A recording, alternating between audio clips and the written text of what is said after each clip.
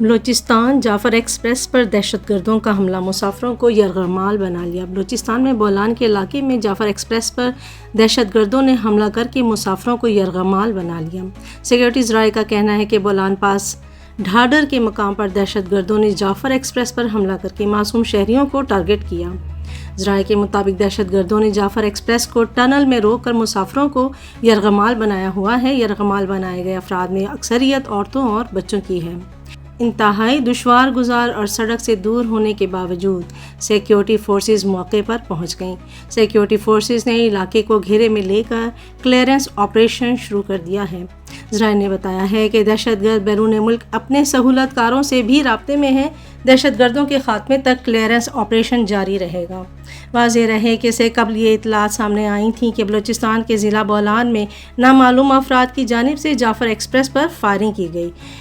ذرائع نے بتایا ہے کہ فائرنگ سے ٹرین ڈرائیور شدید زخمی ہوا ہے، جس کو طبی امداد کے لیے ہسپتال منتقل کر دیا گیا ہے، جبکہ سبی کے ہسپتالوں میں ایمرجنسی نافذ کر دی گئی ہے۔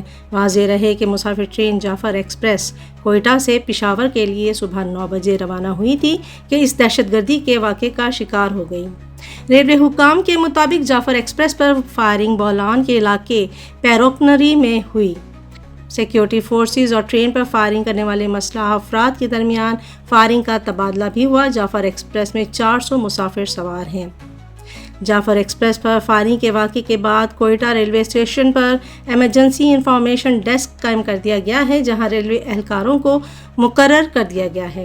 ڈیسک اہلکار کا کہنا ہے کہ ایمرجنسی ڈیسک جعفر ایکسپریس واقعے کے حوالے سے معلومات کے لیے قائم کیا گیا ہے۔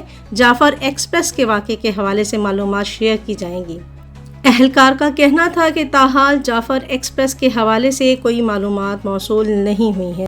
وفاقی وزیر داخلہ محسن نقوی نے بولان کے قریب جعفر ایکسپریس پر فائرنگ کے واقعے کی مذمت کی ہے۔